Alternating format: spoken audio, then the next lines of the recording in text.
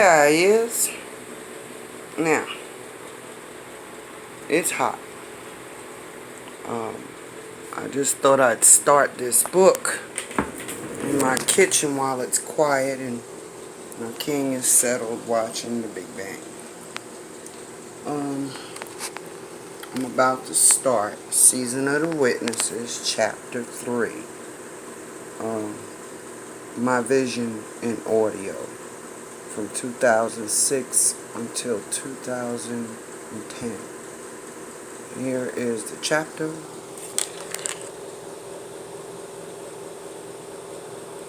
And I'm about to start reading it.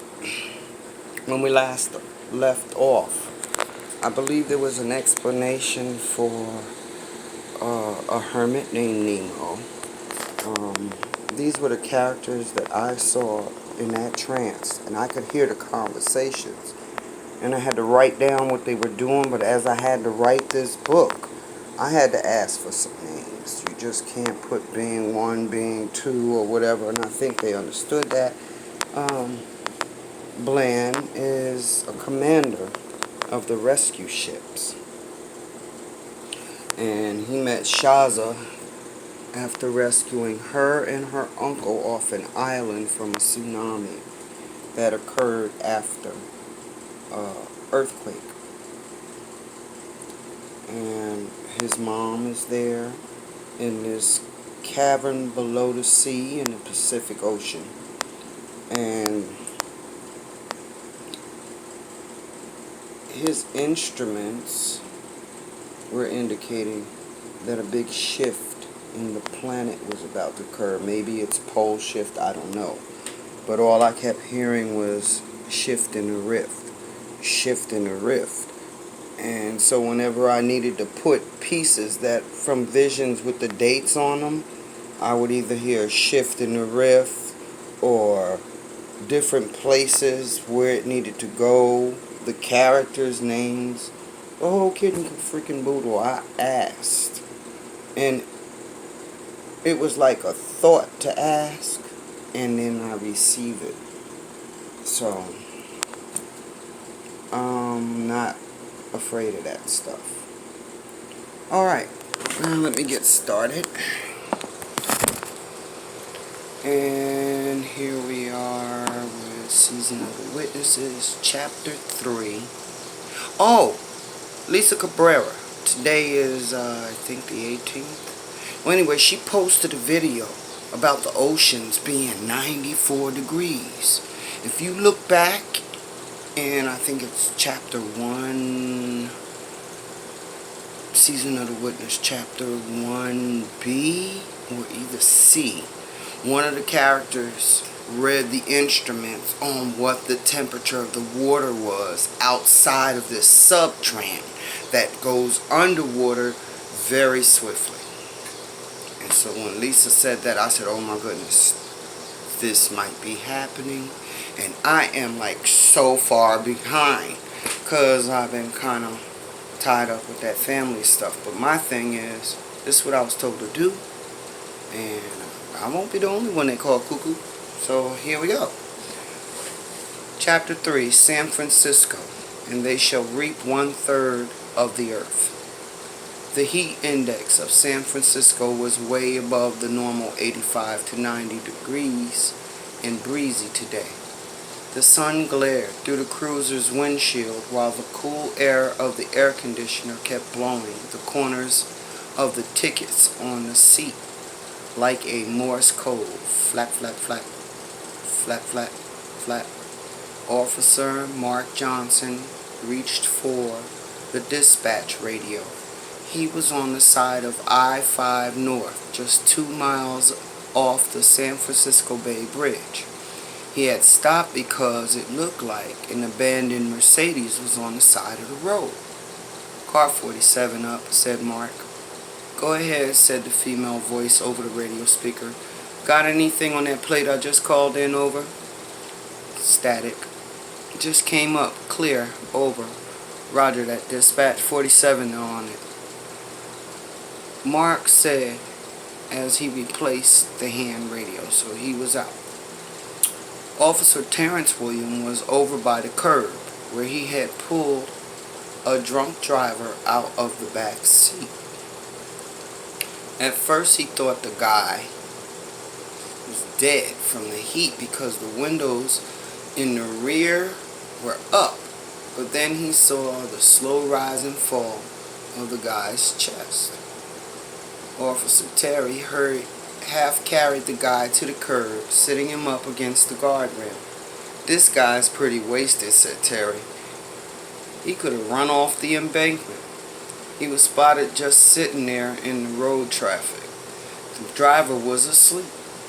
Mark looked in the back seat, and as he came up to the car, it seems like while waiting for the cars to move, he just stopped and got in the back seat or something. That was the thought until Mark had spotted that Jack Daniels whiskey bottle wedged between the perp's armrest. Terry said, Mark walking over to his partner with the Jack Daniels. 47? No prior warrants, came the dispatch. Terry reached over and shook the guy's shoulder, eliciting an open mouth of alcoholic fumes. "Yuck, this guy's toasted," Terry said, disgusted. "Hey fella, hey, wake up. What's your name?" Then in a firmer, authoritarian voice he said, "Driver, what is your name?" Mark looked in the guy's suit pocket for ID.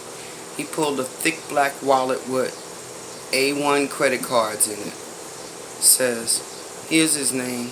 It is one Saul Greenberg." "Mr. Greenberg, wake up. Do you have someone that we can call to drive your car home?" A man with a red face and chubby jowls looked through watery eyes at Mark and said, "My wife's home. I'll call her up to come get it." A drowsy Saul Greenberg uttered, "Well, where's my cell phone? I'll call her." Mark shook his head at Terry. Terry, who was closer to Greenberg, leans over and says, "What's the number?" The blurry eyes peeked up at Mark. 918-4427. Then his head slumped back down to his knees. "You get that, partner?" said Mark. "Yeah." "Dialing it right now," said Terry. "It's ringing." "Hello? May I speak to Mrs. Saul Greenberg, please?" Terry leaned back on the black Mercedes. "Hello, Miss Greenberg. This is Officer Terrence Williams. Your husband has been stopped on Highway 5 North just before the San Francisco Bridge for a DUI and needs someone to drive his car unless you want to have it towed to your home." "No, he has to go down and be booked down for the charges of driving under the influence. Yes, he is also going to be charged with reckless endangerment.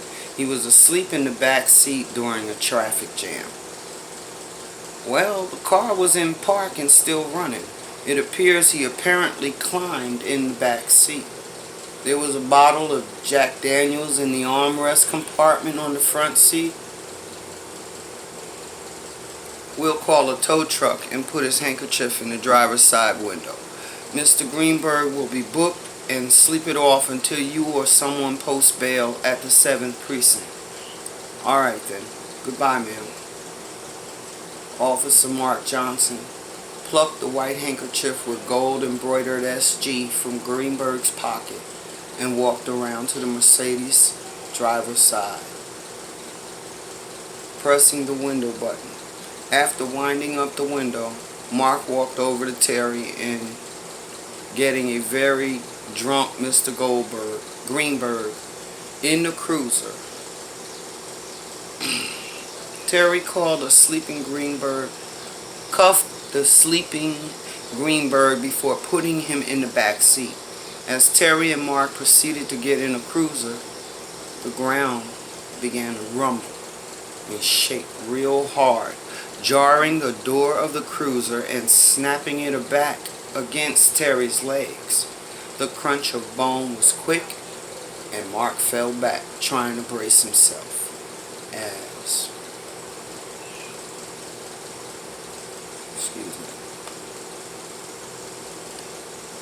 as the vibration of the earthquake jarred raw nerves of Terry's bone, now exposed to air. Pain shot through his head, and the highway was continuing to shake more violently. My eyes is not good in these glasses. Mark saw the skyline of the buildings in the cities off in the distance, rocking in strange steel structures before toppling over. Mark looked over at his partner in agonizing pain, then hopped out of the car. He saw his partner's pants leg below the knee, seeping with blood. "Are you all right, man?"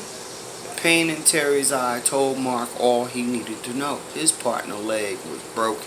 Screams and moans from up the road and the bridge could be heard all around him. Mark and Terry looked on as they saw the bridge swinging back and forth like a hammock. Only this was a steel frame and concrete hammock, full of rush hour traffic.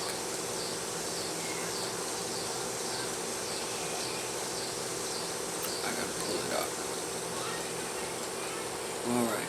You could hear the circuits from the highway transformer wires and cables snapping and popping high in the air along the road, threatening to electrocute anyone within the distance. People were running back from their cars as the bridge separated from the exit attachment road, connecting land and the bridge and leaving 30 or 40 foot gaping distance between them. The rumbling continued, seeming to pick up momentum. The earth puckered and sank in places along the highway. Cars and horns honked in the mayhem on the bridge, desperate attempts to get the drivers to either move or leave those vehicles so that they could get away from the destruction of the quake. Terry looked around at the mayhem, danger unfolding all around him. The bridge was buckling from the weight of vans, RVs, tractor trailers, and trucks.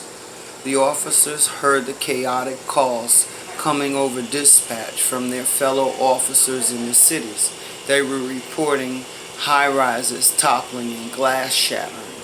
Buildings were crumbling as fires broke out in Berkeley, Oakland, Redwood City, and Vallejo off Interstate 80.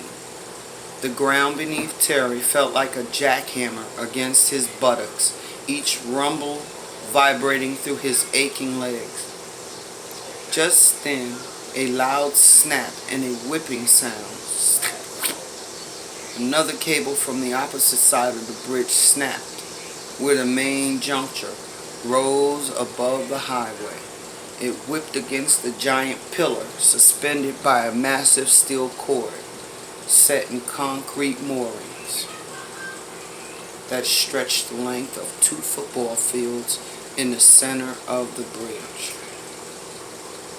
More screams from the drivers, seeing the pillar attached only by a few more cables holding them above the bay below. Terry was visibly trembling from shock, and his complexion was beginning to look pale. He wondered if he would even make it to a hospital. He rolled over on his side of the road in more pain as the violent shaking increased tenfold. Just then Mark came and grabbed his partner by the back of his armpits and swiftly dragged him, his screaming, pain-riddled partner, back to the passenger side of the cruiser.